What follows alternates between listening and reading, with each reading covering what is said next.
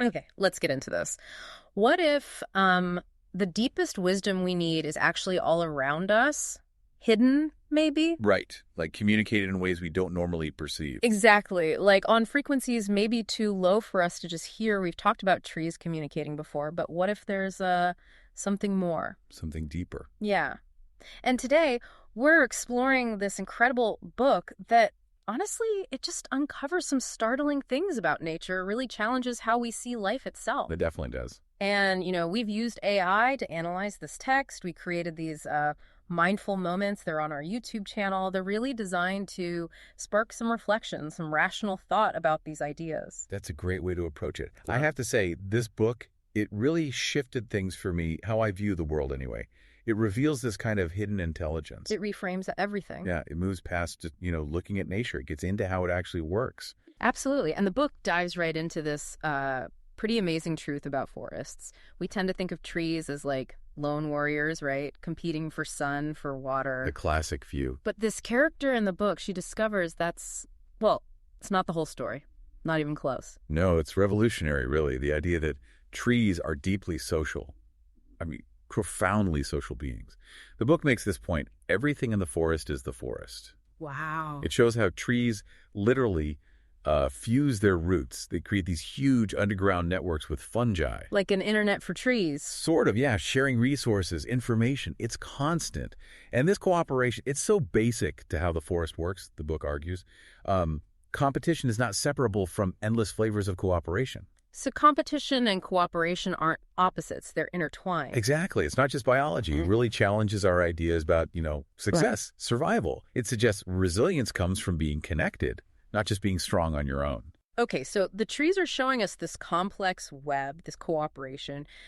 How have we humans historically dealt with that? Or maybe ignored it? Well, the book has these really moving stories about that. Humanity's kind of slow, sometimes difficult path to understanding this. Right, like Jorgen Hole. He planted those chestnut trees out on the prairie where there weren't any. He was dreaming of, increase, flourishing. A legacy. And then, decades on, his great-grandson Nick finds these old photos, time-lapse photos. Oh, yeah. And he sees a whole century of that tree's growth just flash before his eyes. It's this powerful symbol of, long-term thinking, things happening unseen. That's incredible. A century in moments. And it's not just about seeing over time. It's about perceiving differently now. There's Mimi's father in the book. Okay. He gives this really deep advice about living between three trees. He talks about Lot representing the past and Fusang, the future. Mythical trees. Yeah. But the key one was the central unnamed tree. That's the present, the path to pure knowing joy. So it's about balance. Past, future, but rooted right here. Exactly. It's a call from the book to integrate all that. Wisdom from where we've been, where we might go, but fully in the now. That really makes you think, doesn't it? And then there's Adam Appich. He's pretty blunt. He is. He basically says humans don't know shit about nature, which, okay, fair point sometimes. Yeah. But it leads into this really powerful idea. Control kills. Connection heals. That hits hard. It's more than just a nice phrase, right? The book presents it as this fundamental shift we need, not just for the environment, but for us, our well-being, how our societies work. It challenges that whole top-down approach. Right. So taking all this in, what does it mean for you listening? If the world operates with this hidden intelligence, this deep connection, how does that change our own place in it? It really pushes you away from thinking about just individual struggle, doesn't it? Yeah, towards seeing ourselves as part of a network, like the forest itself. Exactly. Which brings up that question.